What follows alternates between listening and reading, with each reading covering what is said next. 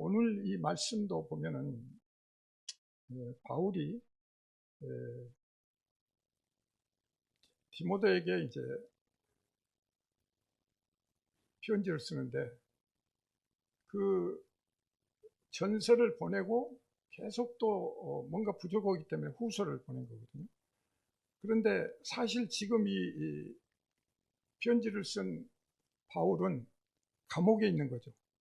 감옥에서 지금 곧 이제 죽음 앞에 앉아서 지금 마지막 자기 인생을 정리하는 그런 글이다. 그래서 굉장히 우리한테는 조금 더 그 깊이 와 닿죠.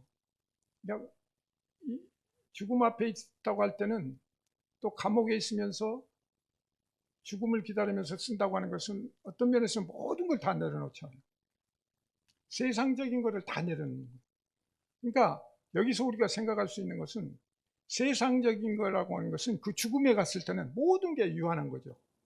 우리가 건물도 짓고 돈도 갖고 뭐 요즘에 소위 말하는 뭐 몇십억이 왔다 갔다 오고 몇백억, 몇천억이 왔다 갔다 오고 그러니까 그런 거 보면 열불나고 여러분들이 우리는 힘든데 이게 무슨 일이냐고 화도 날 수도 있고 그런데 여러분들이 거기에 휘둘릴 필요가 없어요.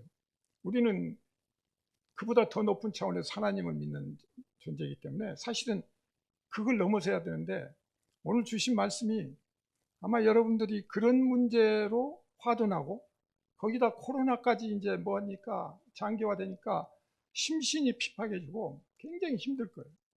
근데 뭔가 달라도 달라야 되거든요. 크리스찬이 세상 사람하고 같으면 안 되죠. 잘 아시다시피 세상 사람들은 지금도 그 틈새를 이용해서 돈 벌려고 그러고 그 틈새를 해서 빌딩을 사고 그 틈새에 또 층간 소음 때문에 위층에 올라가서 사람을 죽이고 막 이게 지금 요즘에 그 사건 사고를 보면 전에 말씀드린 대로 이제 그 각박해질수록 그런 것들이 심해져요. 왜? 인간이 의지한 게 뭐예요? 세상을 의지하기 때문에. 세상의 돈과 권력과 명예를 의지하다 보니까 그게 안 되죠. 인간의 한계가 있죠. 그러다 보니까 거기에서 불만이 쌓이고 그것이 폭발해서 결국은 사람을 죽이고는 그 뉴스가 거의 지금 그렇게 가고 기가 찰 노릇이잖아요, 보면. 근데 그게 우리 세상이에요. 그리고 우리가 그것을 기회로 삼는 것은 우리가 기도해야 되고 거기에 내가 대입됐을 때 나는 어땠을까? 똑같았을 거예요. 지금 보세요. 뭐 정치권이나 뭐 이런 사람들 다 크리스찬이에요. 상당 부분이. 그런데 그 크리스찬으로서의 본분을 지키면서 정치를 하고 권력을 탐하고 그것을 쓰느냐면 그게 아니에요. 뒤바뀌어 버리죠. 그래서 성경에서는 먼저 그 나라와 의를 구하라고 하는 게 그게 전제가 안 되면은 그 헛거예요. 그런 믿음은 오히려 어떤 것은 하나님을 욕보이고 예수님을 욕보이는 그런 경우가 되어버리죠. 그래서 굉장히 조심스럽고 어렵다. 오늘 이 바울도 감옥 앞에서 모든 세상 걸 다 내려놓고 세상의 모든 것들은 유한하다. 그 죽는 순간에는 어느 것도 필요가 없는 거죠. 이 땅에 있는 건 아무것도 필요가 없어요. 그냥 몸은 땅으로 들어갈 거고 결국은 내 영혼 하나 하나님한테 구원받고 가는 거예요. 내 뭐 육체는 나중에 부활했을 때 또 새로운 옷으로 입혀주시지만 우선 내 영혼 하나 건지고 지금 가는 거거든요. 그러니까 포커스를 거기다 맞추면 나머지 것들은 아무것도 아니에요. 세상의 재벌들이 보너스로 수십억씩 준다고 그래서 그 사람이 밥을 한 끼에 뭐 몇 숟갈 더 먹는 것도 아니고 고기 한 점 더 먹었다고 그래서 그 사람이 뭐 행복하냐면 그걸로 인해서 오히려 병이 걸리고 그걸로 해서 다른 문제도 생기잖아요. 그래서 우리는 오늘 이 말씀을 통해서 새로운 우리의 그 믿음과 신앙생활을 좀 더 다시 한번 정리를 할 필요가 있겠다. 그래서 오늘날 지금 뭐 최근 뉴스도 보면 자살률 1위라고 그래요. OECD. 하루에 뭐 36명이 자살한다고 그래요. 그러니까 참 이거를 우리가 그냥 보고 넘길 수도 없고 그런데 우리 신앙 관리하기도 힘들잖아요. 지키기도 힘들고. 예. 참으로 이렇게 교회도 못 나오고 줌으로 예배 드리고 그러다 보니까 사실 집에서 예배 드린다고 하는데 그 집중이 안 되잖아요. 물론 개개인이 교회지만 건물이 교회는 아니지만 그래도 와서 서로 공동체에서 서로 힘을 나누고 거기에서 자극도 받고 또 자기를 돌아볼 수 있는, 왜냐하면 내가 나를 볼 수가 없거든요. 상대방을 통해서 나를 보는 거고 그 거울을 통해서 나를 보듯이 이렇게 해야 되는데 그게 지금 벌써 1년 넘어가고 2년 넘어가고 앞으로 위드 코로나라고 하는데 그러면 어떻게 할 거예요? 계속 뭐 5년 10년 이렇게 갈 거예요? 참 우리가 그 신앙생활을 참 아름답게 한다고 그러면서도 어떤 때는 그런 생각이 듭니다.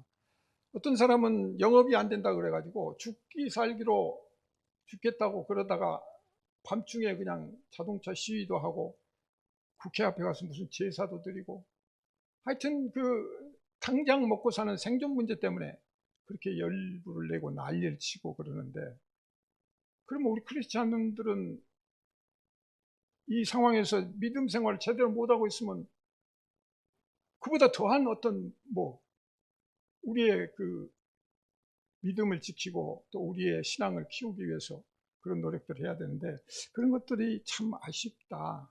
우린 너무 얌전하다. 그러니까 세상에 대해서는 얌전할 수 있지만 우리 신앙에 대해서, 믿음에 대해서는 우리가 좀 더 그 각성하고 서로가 서로 격려하면서 이렇게 나갈 필요가 있다. 그래서 오늘 이 바울의 얘기는 굉장히 엄숙한 상황에서 그리고 진심 어린 그런 표현으로 받아들일 수가 있고, 그렇기 때문에 우리한테 와 닿는 게 굉장히 그 깊이 닿을 수 있죠. 그런데 여러분들이 지금 상황이 어렵거나 또 앞으로 죽음에 임박했을 때나 어떤 경우라도 이 말씀을 꺼내 읽고 묵상하면서 한번 자기의 처지를 생각하고 하나님의 뜻을 헤아린다면 굉장히 큰 힘이 될 거다, 그런 생각이 듭니다. 우선 그 바울이 지금 얘기하는 게 세 가지 삼중 관점이라고 이렇게 보는데, 여러분 잘 아시듯 전제가 됐거든요. 전제는 제사 지낸다는 거예요. 그러니까 옛날 그 유대교에서는 제사 지낼 때 어떻게 양이나 염소나 이게 잡아다가 사 귀퉁이에다가 갖다가 묶어놓고 이제 곧 지금 도륙할 그 직전의 상황이거든요. 자기가 지금 그런 상황이라는 거예요. 왜? 자기가 이제 아는 거예요. 내가 곧 죽을 거라는 것을 알기 때문에 이 무덤을 전제로 하고 있는 거예요. 근데 현재적으로 지금 무덤을 전제하고 있는데 전혀 두려움이 없어요. 이 표현들을 보면 전혀 두려움이 없어요. 무덤에 대한 두려움이 없어요. 죽음에 대한 두려움이 없어요. 사망 권세를 이미 이겨낸 그런 자세예요. 그 다음에 두 번째는 그 사역에 대한 거예요. 뒤로 돌아보면서 그 자기가 살아온 사역, 달려올 길을 달려왔는데 그 사역에 대해서 한 점 부끄러움이 없다는 거죠. 한 점 부끄러움이 없다. 또 동시에 앞으로 자기가 죽으면 심판대 앞에 갈 텐데 심판대 앞에 설 때도 하나님의 뜻대로 온전히 자기가 믿음을 지켰기 때문에 조금도 의심할 필요가 없다. 그래서 이 삼중적인 이런 관점에서 모든 것을 지금 완벽하게 하고 있다.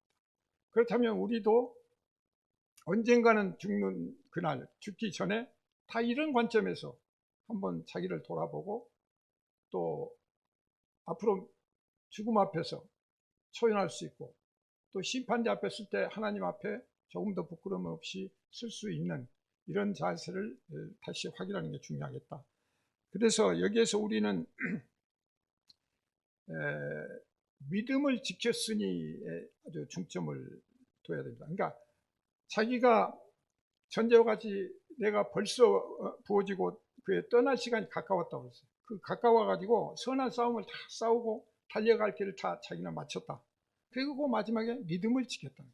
믿음을 지켰다, 이 말이 한번 우리가 좀 깊이 생각해 보겠습니다. 물론 뒤에 주 나타나심을 사모하는 나머지 자기뿐만 아니라 우리, 오늘날 우리 또 다른 어떤 믿는 그리스도인들에게도 나와 똑같이 이런 상황이 될 거다. 그러니까 너희들은 내 이 상황을 그대로 100% 믿고 한번 의지해봐라. 이런 의미도 있는 거죠. 그래서 뒤에 주에 나타나심을 삼하는 모든 자이거니라 이제 여기까지는 되는데, 또 의의 면류관도 주신다고 그랬으니까 그것도 다 공통적이에요. 그것도 우리가 그 다음에 받는 거지 내가 해서 받는 게 아닌데, 중요한 것은 여기서 믿음을 지켰느니. 근데 믿음을 지켰다고 하는 것은 어떤 의미인가? 신앙을 지키고 고난을 감내하고 천국을 소망했다는 이런 뜻도 있는데, 어떻게 해서 이런 진술이 나올 수 있었겠는가? 그러면 앞에서 말씀드린 대로 바울은 굉장히 모든 면에서 그 삼중적인 의미에서 그 완벽하게 살아왔다는 얘기죠. 한 점 부끄럽거나 한 점 뭐 두렵거나 이런 것들이 전혀 없었다는 거죠. 그러니까 그럴 수 있다면 정말 죽음 앞에서 가볍고, 정말 이 세상, 유한한 세상을 떠나서 천국으로 가는 그 마음이 엄청 가벼운 거예요. 오히려 그 중간에 고백하는 것도 있잖아요. 차라리 주님과 함께 가 있는 게 낫지만 내가 이 땅에 몸을 입고 있는 것은 또 자기 사명이 있기 때문에 그럽니다. 그러니까 그 관점이 그렇게 다른 거죠. 그런데 여기서 우리가 어떻게 해서 이런 고백을 할 수 있는가? 그러면 우리는 또 이런 고백을 똑같이 할 수 있겠는가 하는 늘 그런 생각을 가지고 하루하루를 살아갈 때, 지금 처한 모든 어려움과 고난과 역경도 사실은 그건 아무것도 아니다. 다 유한한 거죠. 다 유한한 거예요. 가져갈 거 아무것도 없으니까. 그렇다면 우리가 자유할 수가 있고, 또 우리가 사모하는 것은 천국을 사모하는 거지 세상 걸 사모하는 게 아니다. 그렇다면 포커스를 거기다 맞추고 그대로 가야 되는데, 우리는 이 땅에 몸을 담고 있다 보니까 자꾸 이제 갈등 구조가 나오죠. 그래서 오늘 말씀이 우리가 기쁨을 좀 더 확인하고 신앙인으로서 이 어려운 시기에 좀 더 진취적으로 나갈 수 있는 이런 경우로 생각해야 된다. 그렇다면 우리가 이 사도 바울의 이 마지막 말씀을 통해서 우리가 그의 인생은 성공적이었는가 이렇게 질문할 수 있죠. 그런데 우리는 다 그렇게 성공적이라고 평가를 할 수 있어요. 근데 세상 사람들이 볼 때는 어떻게 돼요? 세상 사람들이 볼 때는 실패자이죠. 왜 저렇게 바보같이 맞고 다니고, 왜 저렇게 바보같이 감옥에 다니고, 그런 고난만 당하고, 또 그것도 부족해서 지금 감옥에 들어가 가지고 죽을 날을 기다리는 저런 인생이 무슨 놈의 성공이냐 이렇게 볼 수가 있죠. 그러나 우리는 천국적인 하늘나라 관점으로 보면 이게 완전히 성공적인 삶이다. 그렇다면 사도 바울이 오늘 그 현장의 그 상황까지를 본인이 예측을 했을까요? 그 상황까지를 예측을 했을까요?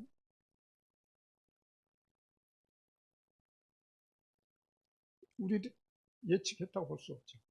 그러니까 잘 아시다시피 사도 바울이 이 터닝 포인트가 된 게 뭐죠? 예수 그리스도, 예수 믿는 사람들을 탄압하고 죽이기도 하고, 그런 정말 율법주의적인 그 대열에 서가지고 그것이 최고라고, 그것이 하나님을 위한 일이라고 그러면서 그렇게 지냈던 사람이 담액상에서 예수님이 빛으로 나타나셔가지고 거기서 꼬꾸라진 거예요. 그러면서 이제 이 변환이 왔는데, 이런 상황이 전혀 예측이 안 된 거죠. 만약에 예수님을 만나지 못했으면 어땠을까요? 율법주의 그 관점으로 바리새인하고 똑같이 계속 지금 믿는 사람 탄압하고 그렇게 다녔을 거 아니에요. 그러다가 그게 최고라고 알고 그렇게 세상을 떠났을 텐데, 예수님을 만났기 때문에 터닝 포인트가 이루어진 거예요. 그래서 우리가 살아온 인생도 마찬가지예요. 사실은 오늘 제가 여기 설교를 하고 있고 여러분 여기에 앉아서 지금 설교를 듣고 계시지만, 이 날에 이 시간이 여러분들이 계획했던 거냐 예측했던 거냐, 그거 아니거든요. 우리가 요 앞에 아이스크림 사 먹으러 나가는 거는 내가 결정하고 갈 수 있는 거지만, 큰 그림 안에서는 이것이 내가 모르는 주님의 어떤 손길에 의해서 한 걸음 한 걸음 걸어온 거다. 근데 이거를 우리가 분명히 해야 되는데, 어떤 때는 한 발 한 발 살다 보니까 이게 내 힘이고 내 중심이라는 거를 자꾸 그렇게 인식을 하거든요. 그러니까 신앙의 모든 그 문제가 여기에 있어요. 그래서 오늘 말씀 중에서도 이런 부분들을 우리가 좀 잘 새겨볼 필요가 있다. 그래서 우리는 그 사도행전 22장 6절에서 보면 그 다맥색 가는데 큰 빛이 나를 둘러 치매 이렇게 해가지고 주님께 무엇을 하리까 이렇게 얘기를 하거든요. 그래서 주께서 이르시되 내가 해야 할 모든 것을 다맥색에 가면 알릴 것이다. 그래가지고 거기에서 보면 아나니아 또 에게 예수님이 또 미리 얘기를 하시잖아요. 그래가지고 바울을 이제 세를 주도록 그렇게 하시니까 이 시작과 끝이 모든 게 주님 손 안에서 움직이는 거거든요. 그러니까 오늘 이 바울이 내가 믿음을 지켰노라고 할 때 그 믿음을 누가 지킨 겁니까? 우리는 세상적으로 보니까 바울을 중심으로 보고 바울이 믿음을 지켰다고 생각하고 나도 바울 같이 해야 되겠다 이렇게 생각을 하기 쉽거든요. 근데 그게 틀린 건 아닌데 사실은 주님이 바울을 변화시키고 바울이 계속 이방 선교를 할 수 있도록 성령님이 함께 하시면서 힘을 주시고 그렇게 했기 때문에 그게 그 자리에까지 이른 거지 그냥 자기가 하려고 안 돼요. 여러분이 뭐 하려고 그래도 하나님이 밀어주시지 않으면 안 돼요. 금방 세상적으로 판단하고 그러니까 금방 돌아서서 이거 못하겠다 때려치워야 되겠다 이러고 또 이해관계를 따져서 이게 이익이 있으면 하고 이익이 적으면 더 큰 이익을 위해서 버리겠다 이렇게 하기가 쉽죠. 근데 바울이 꼼짝 못하고 움직이게 한 거는 성령님이 항상 함께 하신 거예요. 중간에도 그런 말씀이 있잖아요. 성령이 나를 이쪽으로 인도했다, 성령이 못 가시겠다 이런 표현들이 있잖아요. 그렇기 때문에 오늘 믿음을 지켰다고 하는 것은 바울도 지킨 게 100%이겠지만 주님 예수님이 100% 지키신 거예요. 그거는 다맥색 그 선상에서 나타나실 때 이미 그 생각을 하시고 이방의 전도자로 이렇게 쓰신 거란 말이에요. 그러니까 여기에서 우리가 하나의 관점을 갖고 있을 수 있다. 그래서 그리스도를 만난 이게 굉장히 중요한데 여기서 이제 더 깊이 들어가면 뭐냐면 아까 말씀드린 대로 바울이 율법주의적이었어요. 그러니까 바울 같은 그런 사람이 성경도 많이 읽고 구약에 충실해가지고 제사를 철저히 지켜가지고 하나님께 이쁨을 받겠다고 하는 그게 이제 기본이거든요. 그래서 예수님이 전혀 지금 반대 얘기를 하신 거예요. 오셔가지고. 그러니까 바리새인들이 모두 지금 죽이려고 한 거란 말이에요. 근데 사실은 자기들이 틀린 거거든요. 그런데 그거를 자기들이 옳고 그게 틀렸다고 생각해서 예수 믿고 예수 믿는 사람들 죽이려고 하는데 이 율법주의가 굉장히 중요한 거예요. 우리가 신앙생활 하면서도 말은 율법주의 하고 또 어떤 분들 설교 해가지고 또 잘못 들으면 말이죠. 조금만 보면 저거 율법주의라고 또 이렇게 해가지고 그냥 율법을 또 그냥 무시하고 율법 안 지켜도 되는 것처럼 이렇게 생각하는데 율법주의 내가 내 힘으로 하나님한테 요만큼도 보탬이 될 건 하나도 없다는 거예요. 그러니까 천지창조에서부터 이 바울이 다맥스선상에서 예수 그리스도를 만나서 변화되는 이 과정을 다 보더라도 전부 하나님이 시작하시고 하나님이 인도하시고 하나님이 결론을 내시는 거거든요. 그래서 심판도 하나님이 하시는 거고 이 개념을 항상 우리가 튼튼히 잡고 이렇게 봐야 되는데 자꾸 가다 보면 이게 틀어지니까 딴 생각을 하게 되죠. 그래서 바울이 넘어간 게 뭐죠? 은혜를 강조해서 이 은혜 복음이라고 자꾸 강조를 하고 하는 게 가만히 보니까 자기가 한다고 그래서 제사도 지내가지고 제사를 양도 잡고 염소도 잡고 뭐 많이 이렇게 잡아서 하나님한테 그냥 어떻게 하면 내가 이쁨을 받고 뭐 그냥 행위적인 어떤 그런 걸로 너무 하다 보니까 자기 중심이 돼버린 거예요. 근데 그걸 가지고 점수를 따려고 그랬는데 그게 아니라는 거예요. 그래서 은혜, 이게 처음부터 끝까지 전부 하나님 은혜구나. 우리가 자고 일어나는 것도 은혜구나. 이 자리에 앉아 있는 것도 은혜구나. 이 자리에 오지 못한 사람은 은혜를 못 받는 거예요. 근데 그 은혜가 세상적인 기준으로 보면 세상에 돈 좀 번 게 은혜고 출세한 게 은혜고 그게 은혜라고 생각하면 안 되죠. 그러니까 우리가 여기서 조심해요. 은혜는, 우리가 찾는 은혜는 그 뭐예요? 그건 1차원적이고, 우리가 찾는 은혜는 말씀과 기도를 통해서 하나님 뜻을 아는 거예요. 그리고 하나님이 주신 그 무한한 영원한 세계의 생명, 그걸 느끼고 깨닫고 거기서 만족하고, 그래서 세상 이것들이 하찮아가지고 별것도 아니고, 이거 어차피 죽을 때 하나도 갖고 갈 것도 없고, 내가 하나 없으면 좀 불편할 수도 있지만, 그렇다고 내가 불편스럽게 생각 안 해버리면 그냥 넘어갈 수 있는 문제인데, 자꾸 이게 하다 보니까 문제를 일으킵니다. 제가 그런 얘기를 전에 한번 했는데, 예를 들어서 집안에 꽃병이, 굉장히 아끼는 꽃병이 있어요. 그러면 비싼 꽃병에다가 꽃을 담고 그냥 아름답다고 하는데, 얘가 어떻게 장난치다가 그걸 깨뜨렸다. 그러면 엄마는 어떻게 하냐? 얘를 막 나무라치죠.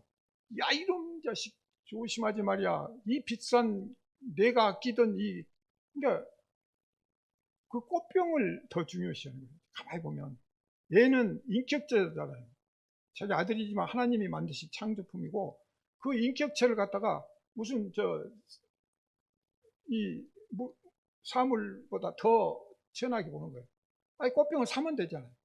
깨뜨릴 수도 있는 거예요. 그러면 그 엄마는 너 다친 데 없어? 너 놀랐겠구나. 괜찮아. 또 사면 돼. 이렇게 가야 되는데, 대부분의 엄마들은 그렇게 가기 어렵죠. 왜? 정말 내가 아끼고 매일 내가 꽃 담고. 근데 그런 것이 하나의 비유지만, 사소한 것들이 그런 경우들이 많이 우리 삶 속에 있습니다. 그러니까 우리가 평소에 그 가치관이, 인생관, 세계관이 포커스가 어디에 되어 있느냐, 여기에 따라 달라집니다.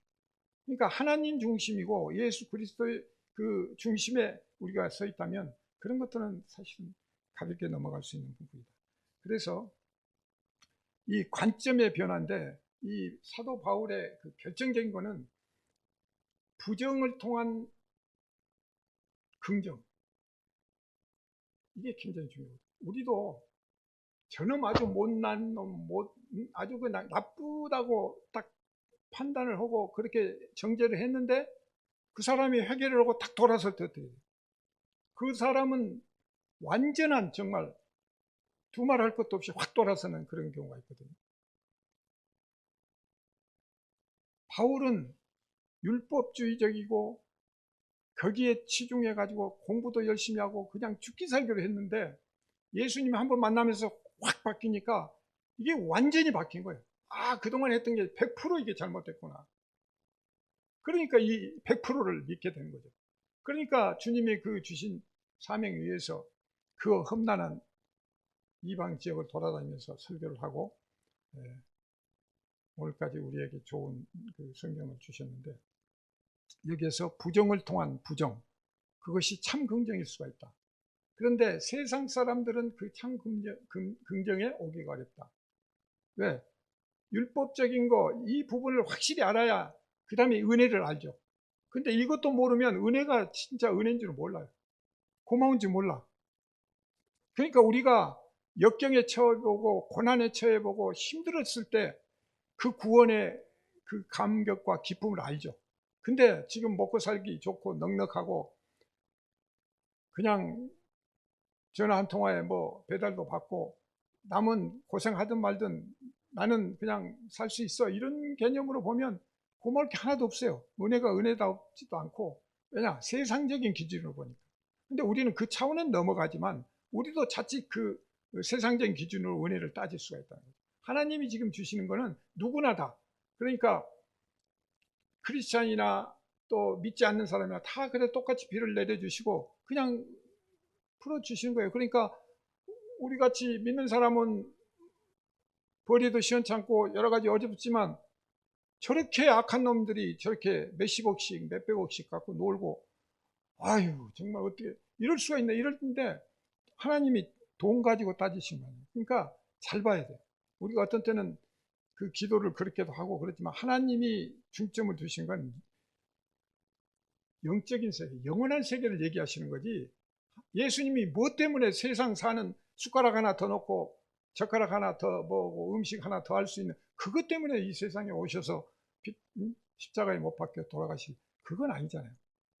그러니까 그런 개념을 확실하게 해서 우리는 천국 백성이고 하나님 나라의 그 영적인 영원한 생명, 영원한 세계를 사모하고 동경하고 그런 삶을 사는 사람이다. 이 관념을 확실하게 먼저 항상 깔고 있어야 돼요. 그래서 세상에 어떤 유혹과 사단의 유혹이 있고 이랬을 때 거기에서 중심을 잡을 수가 있는데, 그렇지 않으면 똑같아요. 믿는 사람보다 오히려 더 할 수 있어요. 아니, 아까 말씀드린 대로 지금 정치인들 보세요. 상당수 그 크리스찬들이거든요.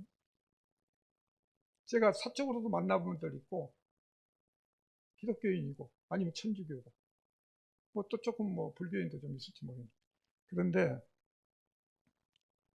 자기 이해관계에서는 아무것도 공의가 없잖아요. 그게 우리의 현실이에요. 그러니까 저도 이 공직 생활을 하면서 이렇게 지내고 보면서 느낀 게, 정말 높은 자리 가는 게 좋은 게 아니라 제대로 신앙을 갖춘 사람이 가야 되고 거기에 가면 책임이 있어야 된다. 근데 그렇게 하기가 힘들어요. 우선 현실적인 거에 매달리다 보면 그냥 그 세상 기준에 판단하고 욕심부리고 이렇게 가다 보니까 이게 정말 죄를 더 짓고 나오는 거예요. 부러울 거 하나도 없어요. 돈 많이 벌었다고 부러울 거 하나도 없어요. 다 고만고만하고 그렇게 이렇게 생각하면 되고, 그래서 여기에서 우리는 그 부정을 통한 그 부정을 통해서 참 긍정이 나올 수 있는, 근데 그 부정을 통한 것은 우리가 어떤 때는 의심도 하잖아요. 때로 의심도 하고 그러지만 그걸 자주 하는 건 좋은 게 아니에요. 정말 바울처럼 확실하게 알고 이쪽을 봤으면 그 반대편에 진리라는 것을 확실히 알고 돌아서면 우리는 그 다음부터는 정말 그 순항하는 그런 경우가 될 겁니다. 그래서 우리 그 사도행전 그 22장 14절부터 16절에 보면 그 사도 바울이 이제 조상들의 하나님이 너를 택하여 너로 하여금 자기 뜻을 알게 하시며, 그래가지고 이렇게 음성을 듣고 증인이 되라. 그리고 주의 이름으로 세례를 받고 저희 죄를 씻으라. 이렇게 고백을 하고 있고, 그래서 이제 우리가 여기서 중요한 것은 예수를 믿는다고 그러죠. 우리가 믿음이죠. 그러니까 아까 지금 바울이 믿는다고 해서 나는 믿음을 지켰다고 그러는데, 우리가 믿음을 지키는 것들이 어떤 건가? 그냥 우리는 믿는다고 그러고 믿음을 지킨다고 그러는데 뭘 믿습니까? 뭘 지킵니까? 이제 이거를 좀 확실하게 구체적으로 해놓고 얘기가 돼야 되는데, 우리가 그렇게 했더라도 또 지내다 보면 또 그 흐트러져. 그러니까 뭘 믿는지도 모르고 그냥 애매하게 또 질문하면 또 답변 못하죠. 그렇게 갈 수가 있다. 그래서 예수를 믿는다 하면 조심스럽게 보세요. 예수를 믿는다 할 때는 예수를 하나의 대상으로 놓고 믿는 거예요. 그러니까 예수님과 나는 거리가 있는 거죠. 근데 예수님 자체가 믿음이에요. 그러니까 예수님 자체를 우리가 받아들이고 하는 거지, 예수를 믿는다고 하면 항상 그 대상으로 놓고 하니까 이 간격이 좁혀지지 않고 이렇게 갈 수가 있다. 그래서 그 얘기는 뭐냐면, 대상이 되면 뭐예요? 내가 주체가 되는 거죠. 내가 믿어주는 거예요. 아까 얘기대로 바울이 믿음을 지킨 게 아니라 예수님이 지켜주신 거예요. 근데 그게 순응해서 나도 지킨 게 되지만, 따지고 보면 예수를 믿는다 그러는데, 믿는다 그러면서 내가 주체가 되는 거예요. 믿음의 주체가 내가 되면 안 되죠. 근데 여기서 참 조심스럽게 우리가 봐요. 그래서 예수님이 말씀하신 것보다는 내가 믿는다는 그 믿음에 이제 중점을 둬버리니까 자기 믿음이 되고 자기 주체가 되고 그것이 전부라고 생각하게 되니까 거기에서 이제 문제가 된다. 그래서 십자가도 내가 져야 되고 또 믿음도 내가 갖는다, 이런 개념으로. 근데 십자가를 지라고 그러니까 십자가를 내가 져야 된다고. 그러니까 굉장히 이것도 조심스러운 거예요. 십자가는 이미 예수님이 졌어요. 예수님이 이미 지고 십자가에서 피를 흘리시고 죽고 구원을 하시는 거예요. 그러니까 내가 지금 십자가를 지는 거예요. 십자가를 지라고 하는 그 뜻을 제대로 알아야 되는데, 내가 져야 되겠다고 그러면 그 힘든 거를 어떻게 하지, 내가 피 흘리면서 내가 할 수 있을까, 막 여기서 미리 겁부터 먹고 접근을 못 하는 거예요. 그걸 넘어서야 돼요. 그래서 언젠가 내가 죽으면 죽으리라 에스더처럼 고백할 수 있는 그걸 미리 고백하고 닥치면 하는 거고, 그것도 주님의 뜻이니까. 그런데 그 전에 미리 겁먹고 이렇게 해버리면 믿음이 성장이 안 되고 제자리가 어린아이 수준에 머물게 되죠. 그래서 이 믿음을 우리가 지킨다는 것은 잘 여기서 봐야 된다. 그래서 예수님이 100% 지켜주셨고 동시에 바울이 100% 지킨 거지만 그것은 주님에 의한 믿음이죠. 그래서 이 믿는 주체에 대해서 잘 생각해야 합니다. 이걸 잘못하면 세상 종교도 똑같아요. 일반 종교들이 다 자기 중심이잖아요. 자기가 믿고 자기가. 그래서 얼마 전에도 뭐 불교 믿는 사람 어떤 분이 뭐 얘기하는데 보면 불공을 많이 들고 자기가 뭐 시주를 많이 하고 막 절 짓는데 뭐 절도 하나 짓고 막 해가지고 그래서 돈 벌고 잘 산다고. 근데 그 기준이 그건 아니에요. 그건 부수적인 거죠. 그래서 우리가 이런 가치관이나 상식이나 또 통념이나 일반적인 이런 세계관에서는 우리가 도저히 받아들일 수 없는 그런 생명, 하늘의 어떤 사건이 우리한테 들어온 거예요.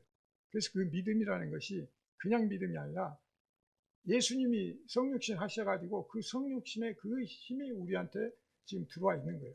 그래서 우리가 그 믿음이 세상 믿음 못하는 거예요. 세상의 믿음은 뭐예요? 경험 법칙에 나오죠. 우리가 지하철을 타는데 안전하다고 믿거든요. 근데 지하철이 언젠가는 또 탈선하기도 하고 부딪혀서 또 죽기도 하잖아요. 100% 믿을 수 없는 거예요. 자동차를 타고 가는데 우리는 100% 안전하다고 생각하는데 그건 세상 경험 법칙이죠. 경험 법칙은 유한한 거예요. 그리고 항상 변할 수 있어요. 그러나 하나님의 은혜의 법칙, 이 법칙은 변할 수가 없어요. 그래서 진리인 거예요. 진리라고 하는 것은 변하지 않는 거예요. 변하는 것은 진리가 아니에요. 그래서 변하지 않는, 그래서 하나님 말씀은 영원하시다고 그러고 영원한 그 하나님 말씀은 변하지 않아요. 그래서 약속을 꼭 지키시는 하나님이고 그 지키는 말씀, 하나님 그 진리를 우리가 믿고 의지하면 우리는 전혀 겁날 것도 없고 두려워할 게 하나도 없는 거예요. 그런데 그 말씀을 소홀히 하면 세상 걸 믿게 되죠. 그렇게 하면서 우리는 여러 가지 어려움 속에 빠질 수가 있다. 그래서 이 하늘의 사건, 생명 사건이 우리 안에 지금 들어와가지고 있다. 그렇기 때문에 이 주인이 예수님이어야 돼. 예수 그리스도. 내가 아니에요. 근데 우리는 나라고 착각을 하고. 그러니까 거기에서 이제 갈등이 생기고 믿음의 어떤 분량이 문제가 된다. 그래서 어떻든 그 그림자로 우리가 생각했던 이런 것들 실체적으로 우리 안에 들어왔다. 그래서 구약은 그림자고 모델이고 실제 이제 예수 그리스도가 오셔서 우리 안에 들어오셨다. 그래서 우리는 이 믿음을 확실하게 이제 갖고 시작을 해야 된다. 그래서 우리가 보통 믿습니다 하고 할 때 사실 교회 뭐 부흥회다 뭐 이렇게 보면 막 믿습니까? 그냥 믿습니다 하고 믿습니다 하고 막 하는데 자꾸 그게 자기 체면을 거는 식으로 막 하는데 그거는 뭐 효과가 있을 자체를 모르지만 그건 아니에요. 그건 아니다.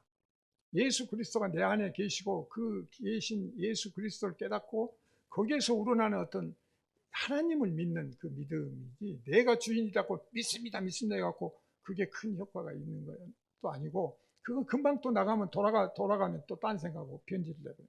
그래서 이런 부분들을 우리가 잘 구별해야 한다. 그래서 믿음은 확신은 아니에요. 그래서 오늘 제목은 확신의 기쁨인데 우리는 믿는다고 하면서도 이 믿음에 대해서 확신을 못하니까 믿음 자체도 흔들리고 연약하고 그리고 확신을 못하니까 자꾸 세상 유혹에 흔들리고 그 다음에 조금만 생활이 어렵거나 또 유혹적인 어떤 게 있으면 거기에 넘어가요.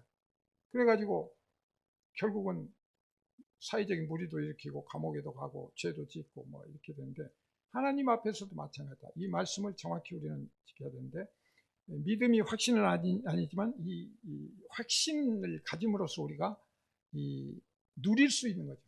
믿는 자로서 주님이 주신 복을 이 땅에서 살면서 세상적인 것로는 어렵지만 그냥 그걸 초월해서 넘어서 그냥 자유롭게 누릴 수 있는 행복을 누릴 수 있는 그런 단계가 되는 거죠. 그래서 불신앙은 아니다. 그러니까 확신이 부족하다고 해서 그것이 불신앙은 아니다. 그러니까 여러분들이 그 개념을 알고 우리가 이제 어떤 때는 그런 얘기를 해요. 너 구원 받았어? 그거 믿어? 언제 구원 받았어? 막 이제 이런 질문을 하거든요. 그리고 받으면 어떤 사람은 뭐 날짜도 기억한다고 그랬다가 어떤 때는 또 가물가물하기도 하고 헷갈리고 그런데, 그러다 보니까 이게 또 우리는 천국적인 그런 하늘나라 백성으로서 하다 보니까 세상적인 물질적인 같은 똑 떨어지게 요거야 아니야 할 수가 있는데, 그게 아니잖아요.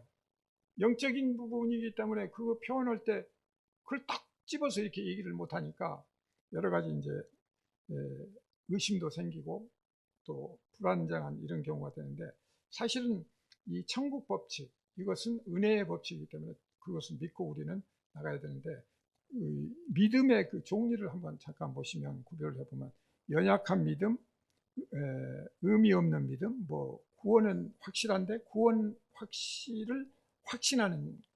그러니까 여기도 똑같은 개념인데 좀 잘 보세요. 구원이 확실하다는 거하고 구원 확실을 확신하는 거하고, 연약한 믿음, 막 의미 없는 믿음. 그러니까 연약한 믿음은 그것도 믿음이에요. 그것 갖고 크게 나무라고 하시는 거 아니에요. 그 믿음을 좀 키워라는 거지 나무라는 게 아니에요. 근데 믿음 없음, 이거는 믿어라 이거예요. 그러니까 그거는 진노 아래에 있는 거죠.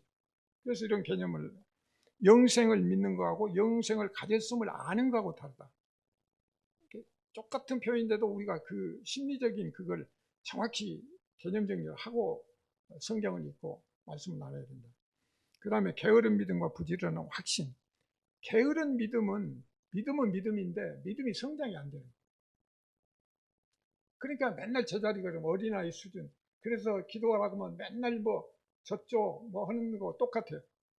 지금 제가 우리 목사님들 몇 분이 그 기도 모임 한다고 그래갖고 거기 같이 참여했다 보니까 정말 저도 놀랐어요.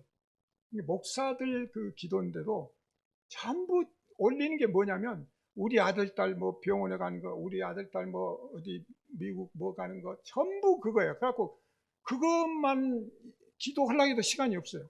1시간.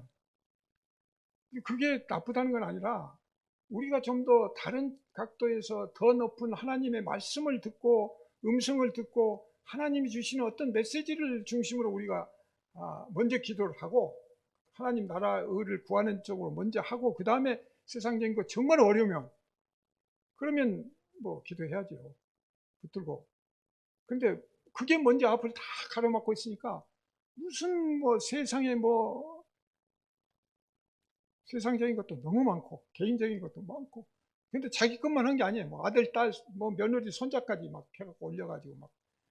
그러니까 이렇게 쌓여가지고 그거 읽는 것도 시간이 넘어가고. 그러니까 이거 참 너무 잘못 간다.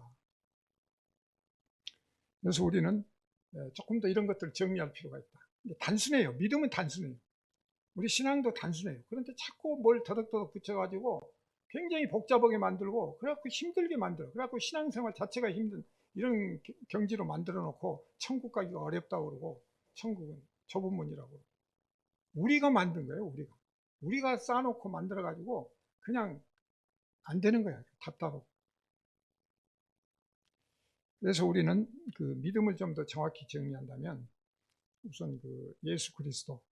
그래서 예수 그리스도가 아까 말씀드린 믿음이에요. 예수 그리스도를 믿는 게 아니라 예수 그리스도 자체가 믿음이에요. 그분의 말씀이 우리가 믿어야 되고 그 말씀 안에 우리가 같이 가는 거니까. 그래서 우리가 크게는 하나님의 아들이라는 걸 분명하게 얘기해요. 근데 그 개념이 없으면 이거는 온전한 게 아닙니다. 그 다음에 신인 동인, 그러니까 성육신 하신 거죠. 그러니까 옛날 그 초창기에는 그것 갖고도 논쟁이 되고 이단이 되고 그랬거든요. 뭐 너무 거룩하게 생각해갖고 하나님은 신이시니까 인간적인 건 다 제껴다 버리려고 그러고, 또 어디 보면 인간적인 그것만 하고 그게 무슨 신이야 뭐 이런 식으로 해가지고 이게 이단이 되고 분리되는데, 하나님이, 그러니까 이게 놓치면 이게 믿음이 안 되는 거예요. 하나님이 이 땅에 오신 거예요. 그리고 그게 구약의 예언이 돼가지고 오셔서 우리를 구원하시기 위해서 오셔서 그 십자가에서 그렇게 피 흘리시며 죽으신 거예요.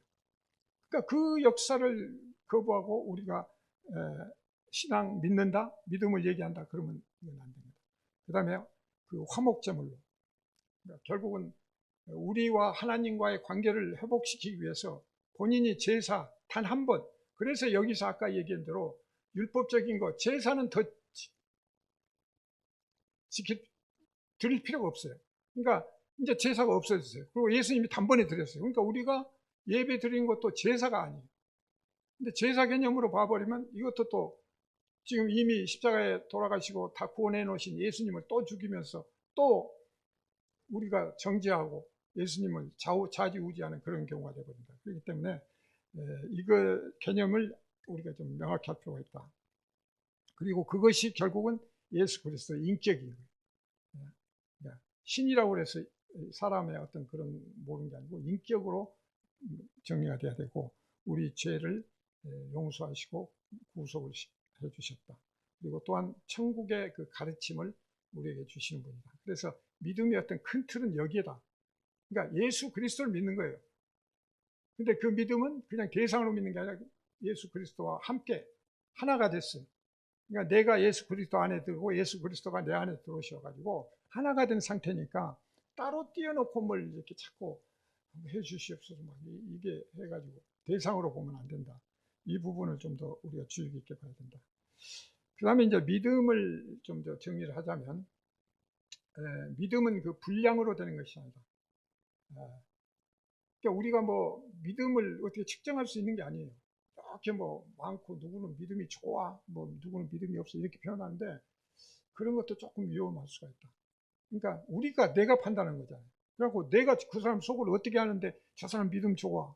아, 예배 좀 잘 나오니까 저 사람 믿음 좋아. 그리고 안 나오니까 저 사람 뭐 믿음이 좀뭐 이렇게 평가를 하면 안 된다. 왜냐 그 사람도 못 나온 사람이 또 사정이 있을 수 있잖아요.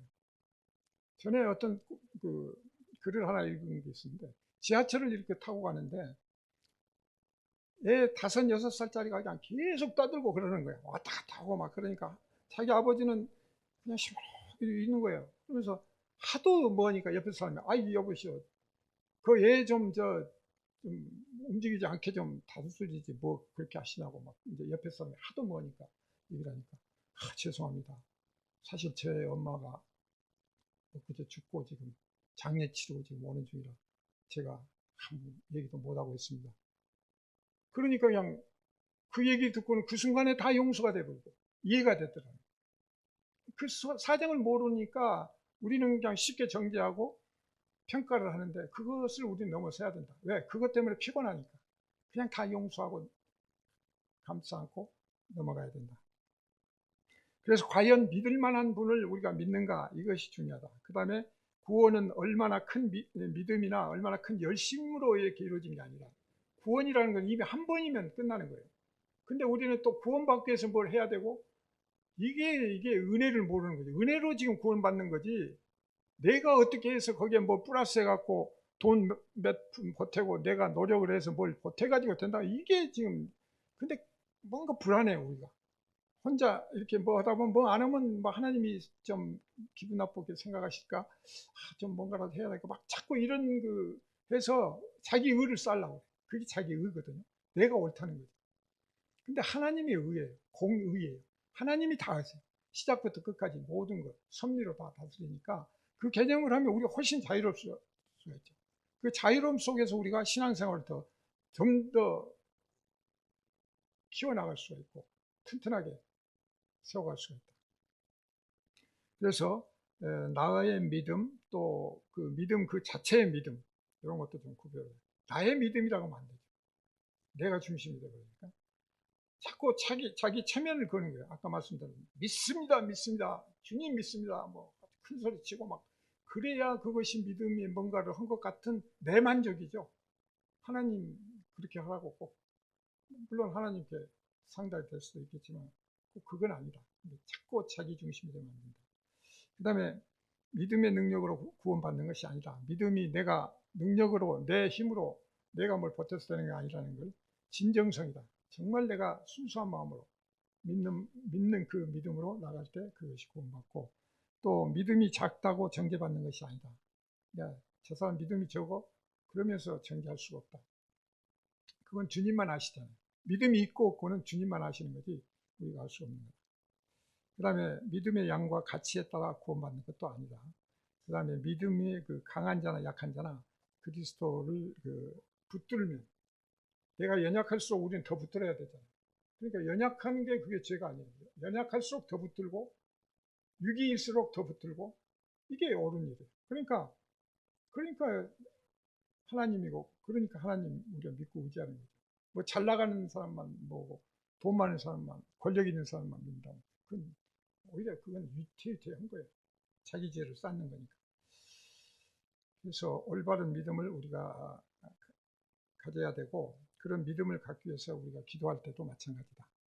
그러니까 정말 우리가 어렵고 힘들고 할 때는 그걸 하나님께 아뢰고 도움을 청해야 되고, 그게 당연하지만, 그러나 정말 내가 믿고 싶은데 믿어지지도 않고, 의를 뭐 행하고 싶으나 뭐 행할 수 없고, 하나님의 의, 그런 것들이 뭐 했을 때 정말 그런 믿음의 그 분량을, 믿음의 폭을, 그래서 정말 내가 확신을 갖고 그 확신 속에서 내가 정말 기쁨을 누리는, 정말 그래서 하나님 기뻐하시고 나도 기쁘고 행복하고, 그래서 그것 때문에 세상 모든 거는 아무 가치가 없는 무의미한 걸로 판단될 수 있는 그런 기초를 우리가 만들면 굉장히 좋다. 그래서 우리가 전제 조건이 하나 따르는 것은, 그런 믿음을 갖는데 가장 밑바닥에 가야 될 것이 바로 하나님 말씀대로 나 자신은 쓸모없는 존재다. 나는 티끌 같은 존재, 흙으로 만든 존재, 훅 불면 한순간에 이 세상 끝나버릴 수 있는 그런 존재.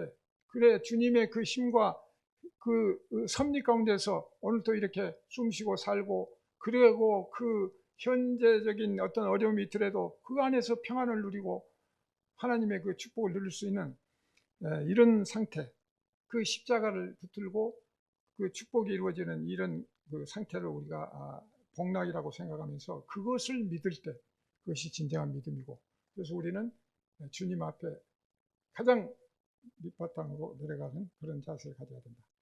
그래서 사도행전 20장 24절 25절 보면 거기에서도 똑같이 바울은 얘기를 합니다.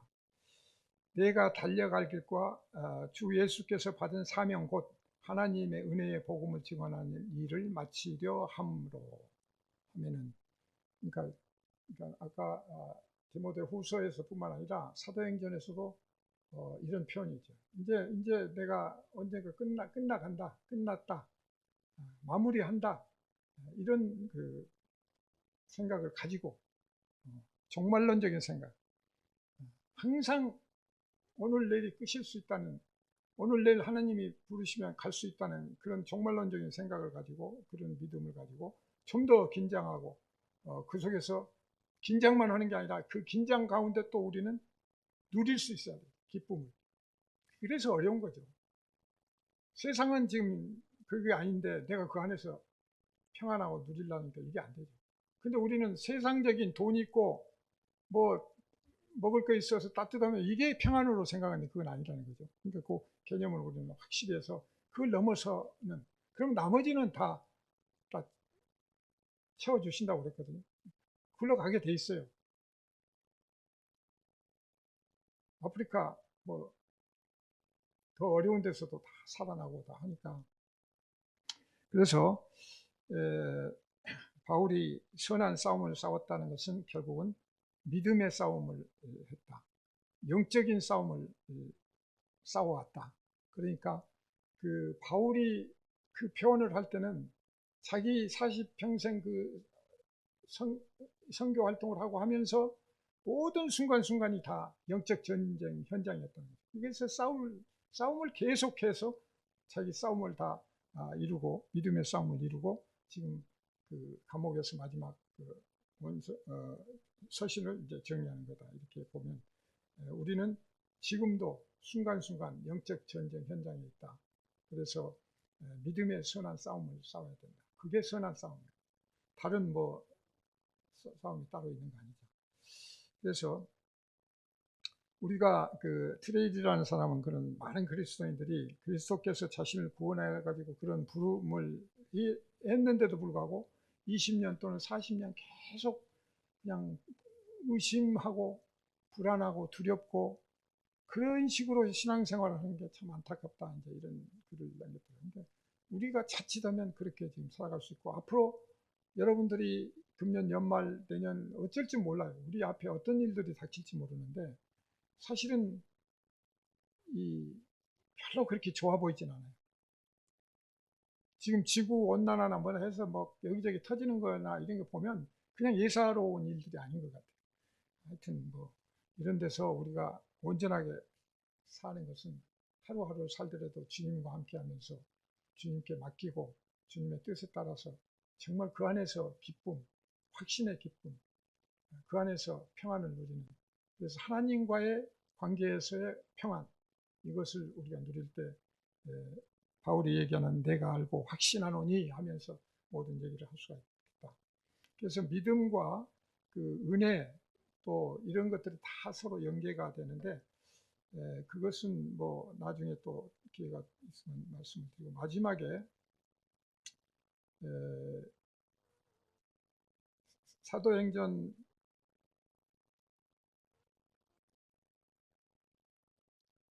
6기의 마지막 그 말씀을 마치고 제가 항상 설교 너무 많이 준비해가지고 여러분들 시간을 너무 많이 빼서 죄송합니다.